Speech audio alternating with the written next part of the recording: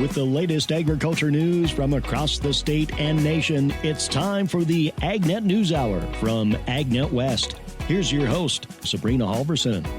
Good morning. Thanks for tuning in this morning. I'm Sabrina Halvorson here with Lorrie Boyer. Morning, Lorrie.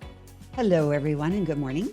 So our topic for this Friday is farm labor overtime pay and overtime rules. And there was new legislation introduced in the state for the state lawmakers. State Senator Shannon Grove of Bakersfield has introduced legislation to create a tax credit for agricultural employers to help cover the cost of providing overtime wages for farm workers. Now, this has been an ongoing problem. There are some California laws that had increased what ag employers had to pay for overtime. There's one distinction that I noticed in this press release that we got, which was clarifying that overtime wages means the difference between the employee's overtime rate of pay and their regular rate of pay. So, if you're making just to make it easy, make the math easy on myself. If you're making $10 an hour, that's not the real price, so nobody go up in arms. But if you're making $10 an hour, your overtime pay is 15, it covers that extra $5. Yeah. Again, those are numbers I just made up for the sake of math. Those are not what farm workers are actually getting paid. Yeah, I'm glad you brought that up. That's a really good point. Probably one of the biggest points about this whole Senate Bill 628. And typically, when you think overtime, you think about your wage. Let's use your number, $10 plus a premium.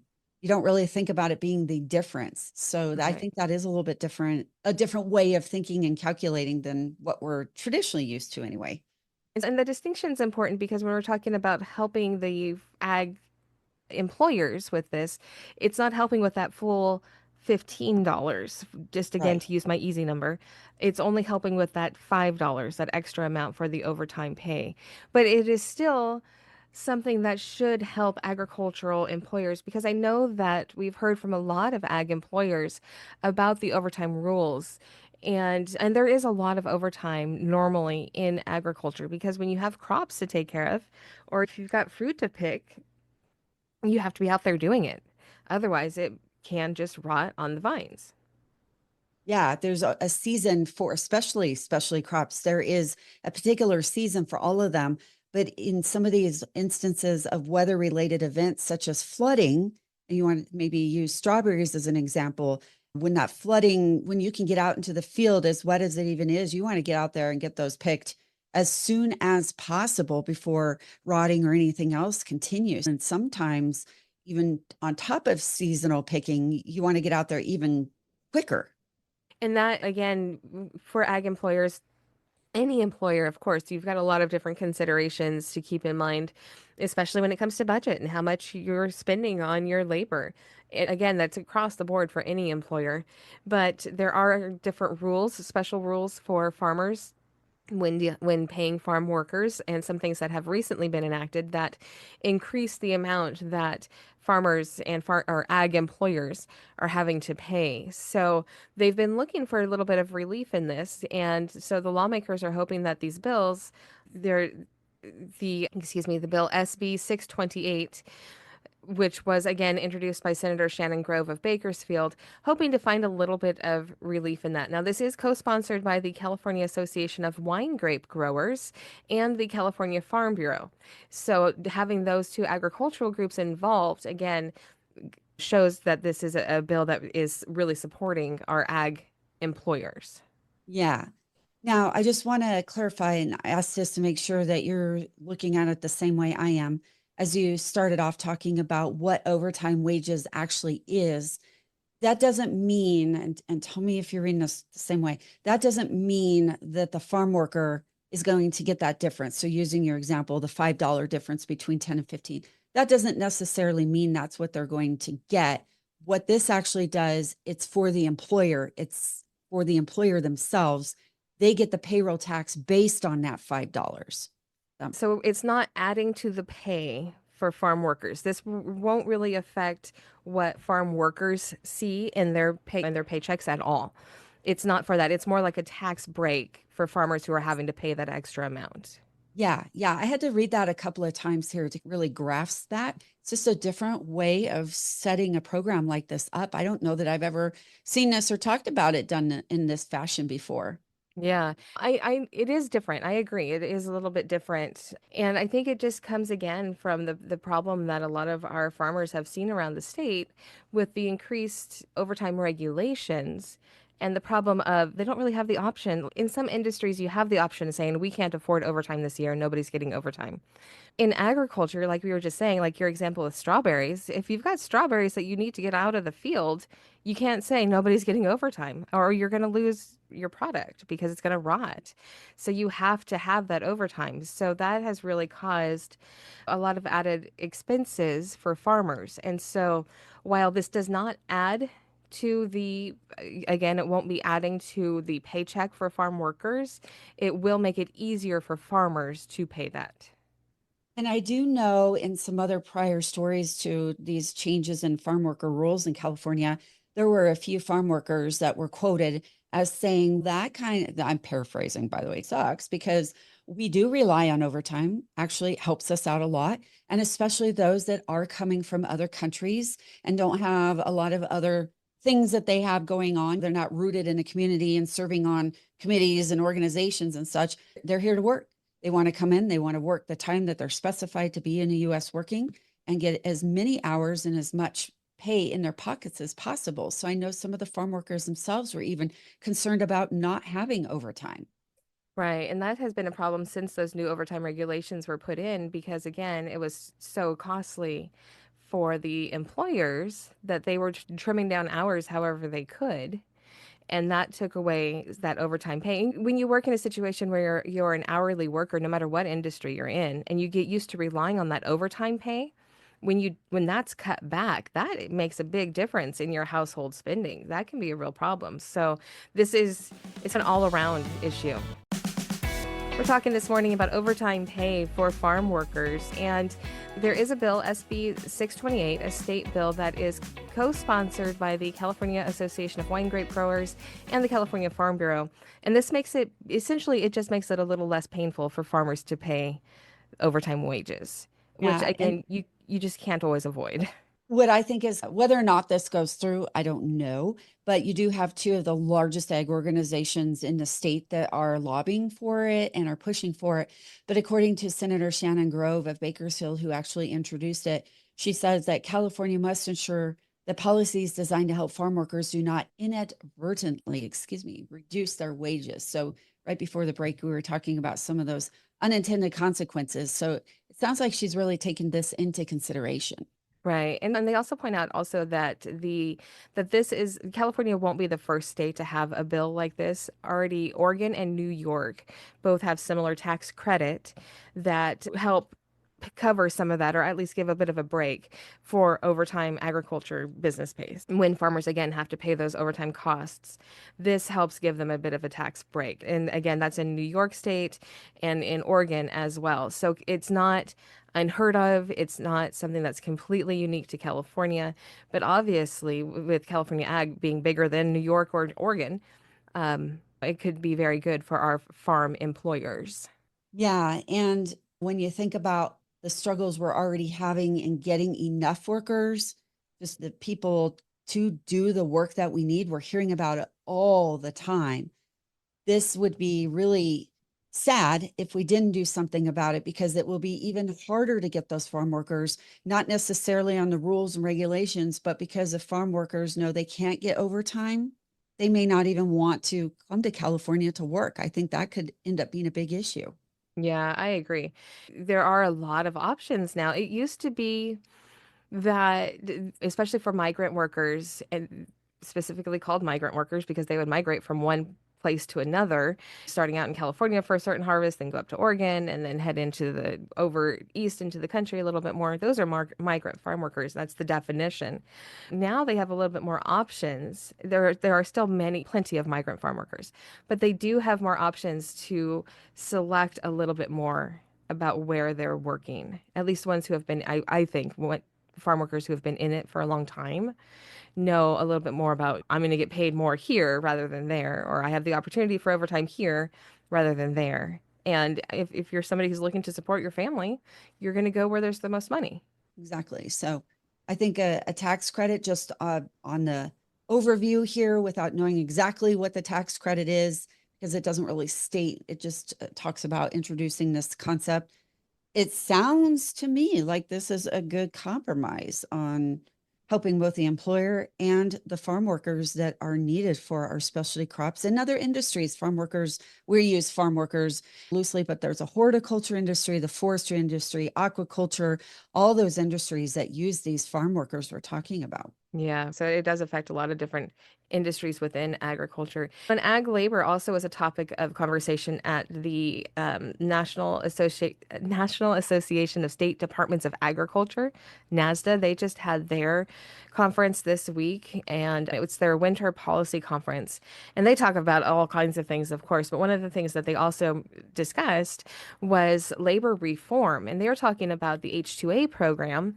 And again, just bringing a focus on the need for the H2A program, especially for year-round agriculture like we have in California. But then also just looking at improvements for farm labor and the industry as a whole, too, with that conversation. So it goes back again to this spotlight on ag labor and some reforms that are needed, some help that's needed, and ways to make things a little bit easier for our employers as well, because they're the ones ultimately who have to pay for all this labor.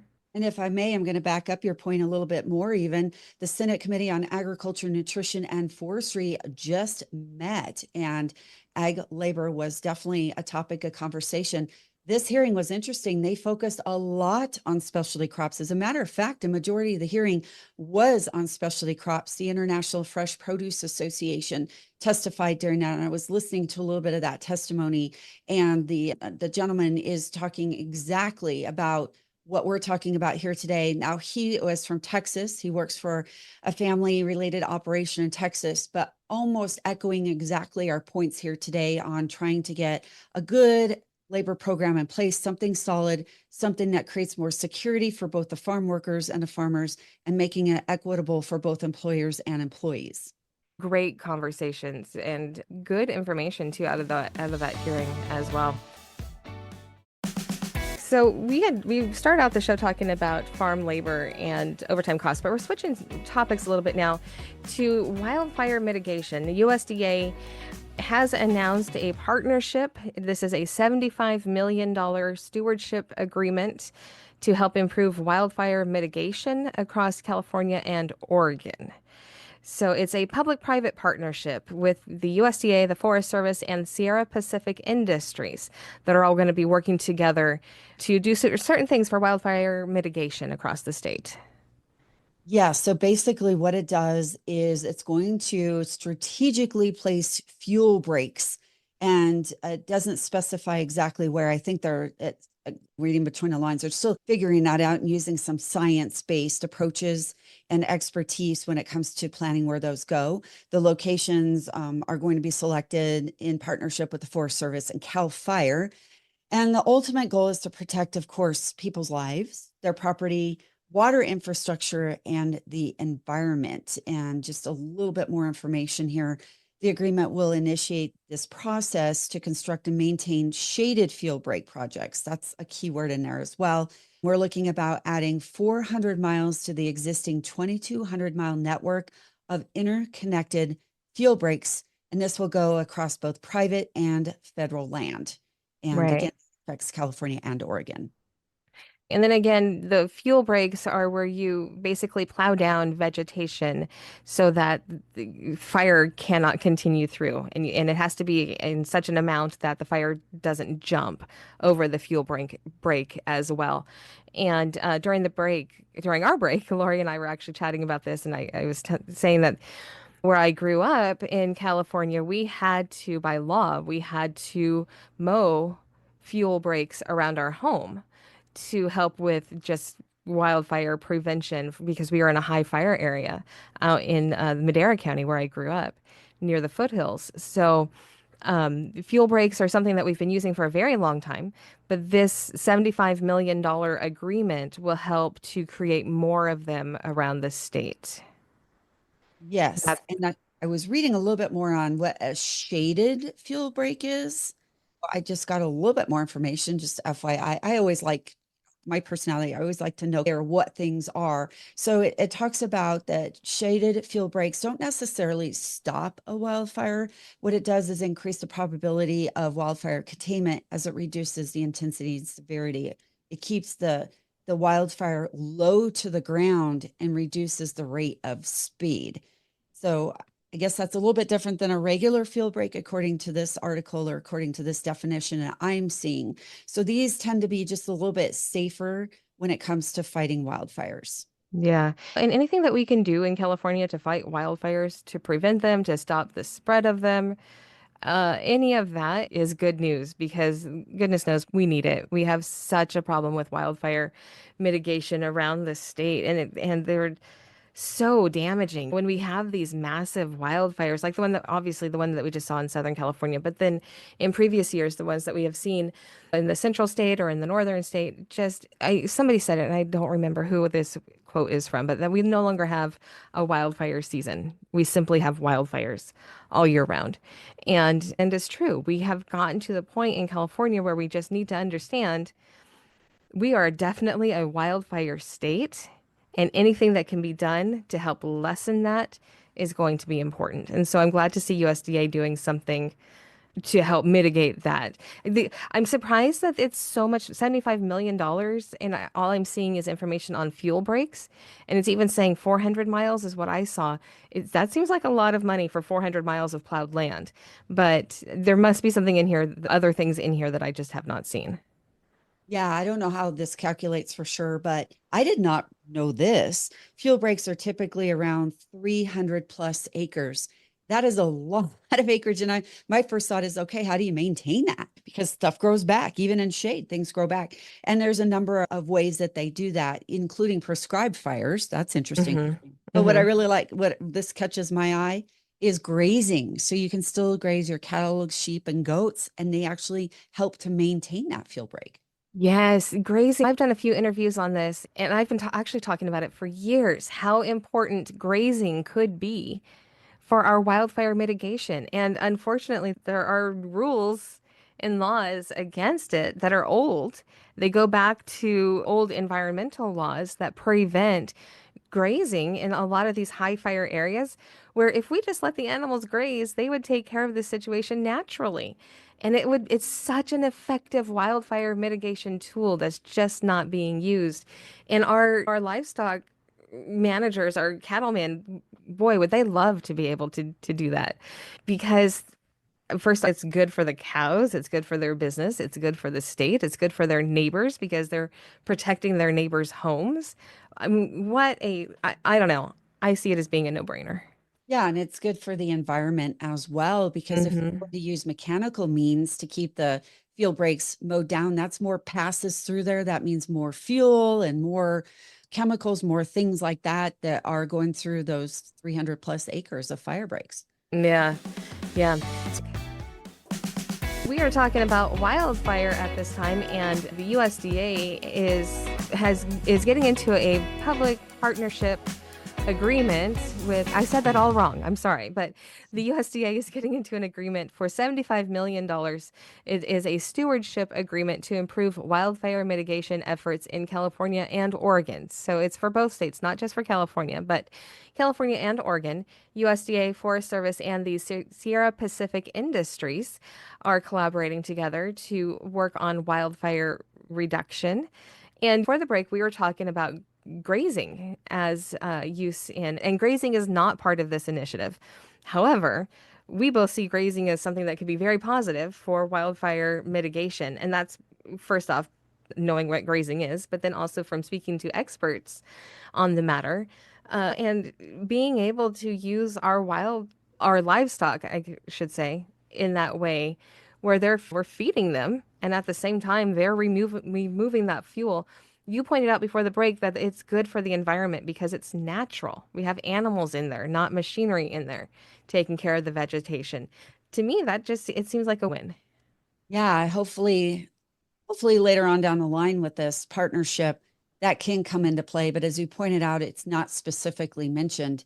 You know what I do appreciate here though is that with all the frozen grants, programs, and initiatives that USDA has been doing, which is unfortunate and has affected a lot of the conservation programs, I do appreciate the fact that USDA is doing this. They're acting on this. They're acting on this quickly, but it also reaffirms a couple of interviews I've done in the last month or two that says we can expect more drought and more wildfires in the Pacific Northwest in not only the near-term future, but also in a long-term future, which of course is being attributed to climate change. You're absolutely right. And one of the reasons why we have seen such an increase in California wildfires, again, is because of the shift in weather patterns, the change in climate. And going back to the conversation we had yesterday, that's another reason why climate change science is so important and unfortunately has been completely deleted. But it goes back to, again, needing to know the science on these things so that we can protect our communities. And that science goes down to like what we're talking about today with the wildfire mitigation, even the science of different ways like using the fuel breaks to mitigate. And that was really interesting. The fact that you brought up it has to be around a 300-acre area. First off, how do you come up with that number? And why is it 300 acres? I don't know. But 300 acres, that's still a lot of acres to burn before you get to break. Maybe if USDA hadn't deleted that information, we'd know. I'm just kidding. You said it. You get the emails this time. I can't help it. Once in a while, I got to throw a poke in there. Once in a while. That's what we do. Oh, this is the benefit of being a radio person. It's just usually me causing the trouble. So thank you. So anyway, I'm excited to see how this works out because anytime we can get funding to help fight wildfires around the state, plus that spotlight on it, having people pay attention to the wildfires, not necessarily just when we're having one, which is extremely important, but when we're not having a wildfire, to still have people saying, hey, we need to work on the wildfire situation, that I think is good. It shows movement in the right direction. Yeah. And I think part of what we see here in this press release too, that I can appreciate is it is also about saving, of course, people, communities, water, livestock, all those things. But it's also about protecting and saving as many firefighters as possible, too. This is a safety mitigation measure for them as well. And as we know, that is quite a dangerous job. There's less people going into that job because of that. So we really have to value those people that are willing to do that and keep them as safe as possible. Absolutely. Absolutely. That is a number one concern, keeping our firefighters safe. We go to Hunter Ehrman with the National Cattlemen's Beef Association. This was originally from their Beltway Beef podcast. Here's Hunter. Well, today we're catching up with Buck Wehrbein. He's from Nebraska, and he is the new president of NCBA. But today, Buck is here in Washington testifying before the U.S. Senate Committee on Agriculture. Buck, tell us a little bit more about that experience. Well, I have to say that as I was reading my statement and then answering questions, I was struck by what it meant to me to get to participate in this great form of government that we have. And I really, it felt really good, and I really appreciated the opportunity. Buck, let's talk about some of the issues you discussed with Congress. You were there to give an update on the state of the cattle industry. What did you tell policymakers today? Well, that the state of the cattle business is strong. There's no question about that. The prices are good and so forth, and they have been good without any government intervention. The market has come back on its own, and that, of course, is good news. We have some challenges and hurdles and so forth. We need to get the Tax Cuts and Jobs Act reauthorized and maybe even improved. We need to get a farm bill out. And I have to say that the committee seemed to me to be fired up about that as well. And so I leave from having talked with them feeling pretty good about it. Well, we certainly know taxes and the Farm Bill are some top priorities for NCBA this year. How does Congress passing those priorities make life a little easier for cattle producers out in the country? Well, obviously, getting the death tax, having the death tax not gone maybe, but have a higher threshold and perhaps even gone is a big thing, and the deductions and all that. And so that's incredibly important. One of the things that makes it difficult is when we're uncertain going forward with what they're going to pass and whatnot. And a farm bill, we should have it in place in 5 years instead of these continuing resolutions, and you never quite get done. And so it's a little bit difficult to plan when you're uncertain like that. In recent weeks, Congress has been hearing from some really radical animal rights activist groups and some phony farm groups that those activists bankroll. What is your message to Congress about issues like the beef checkoff and its value to cattle producers? The checkoff's probably the easiest one to talk about. Of course, I was immersed in it for 8 years and just think the world of it. And what it's done for us and our demand is nothing short of incredible. And to think that cattle people came together, asked Congress to pass it, which they did, and then had a referendum that passed by 79%. It still has high popularity and does all this good for us without costing the taxpayers a dime. You talk about a win-win. I think that's an incredible point, that it's not a taxpayer-funded program. This is the industry coming together. In your experience being in the cattle industry, how have you seen the industry take the lead on things like the checkoff and beef promotion?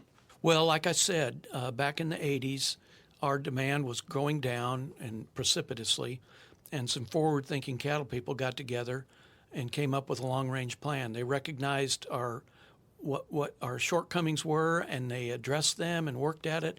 And we've been doing that every 5 years, coming up with a new long-range plan. In fact, we're doing it this year again, and that leads the checkoff, and then we come up with a strategic plan for the staff of NCBA, and that's what guides us for 5 years. And it's been just really successful. And you look at our record cattle prices is indicative of that.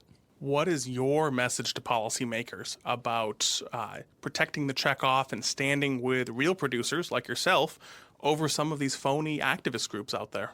Well, my message would be don't listen to them and understand there's a reason they want to get rid of the checkoff, because it is successful.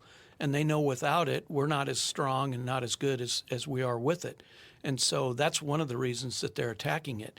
There are people out there that philosophically don't like it, and I understand that. But for something that works that well, costs the taxpayers nothing, and we ask for and want, I don't understand being against that. One of the top issues that Congress is hearing about right now is animal health. And an emerging issue in that space is the New World screwworm. Tell us a little bit about your message to Congress about the screwworm and some of the work that NCBA is doing to help defend the cattle industry. The good news about the New World screwworm is we know how to get rid of it, and it's through the sterile male flies. And so we need to ramp up our production on this side of the border. They have it down south, and they've kept it in South America for a long time, but it's moving north. And so we need them to give the funding so that we can do that. I think what they'll do is use fruit fly production and change it over to the screwworm fly. And so those sterile males, when they mate with a female, they only mate once, and then of course no babies, and you finally get rid of it. We did that back in the 60s when I was a 10-year-old boy, and we can do it again. But we do need the funding for it, for sure. Being here on Capitol Hill, there's certainly a lot going on, and it can be really important to have a real cattle producer come into Washington, visit with policymakers, and give them an update on what's going on out on farms and ranches across the country. Can you speak a little bit to that and how you thought policymakers heard your message? Well, I hope so, Hunter. When I come up and listen to you all that are professionals at this, I feel like I'm kind of a dummy. But what I know, and I do have some credibility because I am out there in the middle of it. And because of my long experience, 45 years in feedlots, and both in Texas and Nebraska, it's a rather unique perspective that I think I bring, and that helps give me some confidence in speaking out and knowing I know what I'm talking about. You put in some pretty serious steps today, walking around the U.S. Capitol building. Having that experience, why do you think it's so important to have an organization like NCBA here advocating every day for the cattle producer? Well, when you see who's here and the people who are against us, and they're lobbying and they're talking to people, and there were protesters and things like that, that's all going on here. We need to have a presence as well. And so we're fortunate that NCBA has a long track record here and a very good track record with lawmakers. And so we build on what's been done long before we got here, and that's a big benefit. And I think we're very, very effective, and they do listen to us. So to close out, what do you hope policymakers took away from your testimony up on Capitol Hill?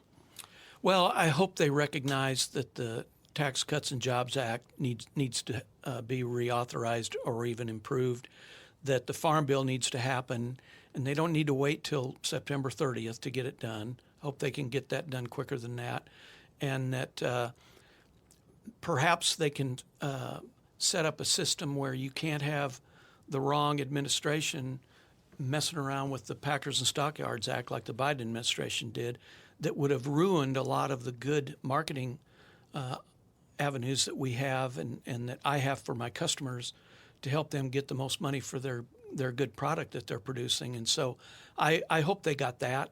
And then protect the checkoff. The checkoff is a treasure for us. Well, Buck, thank you so much for the update today. A series of conferences and classroom experiences are some ways the National FFA organization provides skills for potential careers in the ag sector. Rod Bain reports.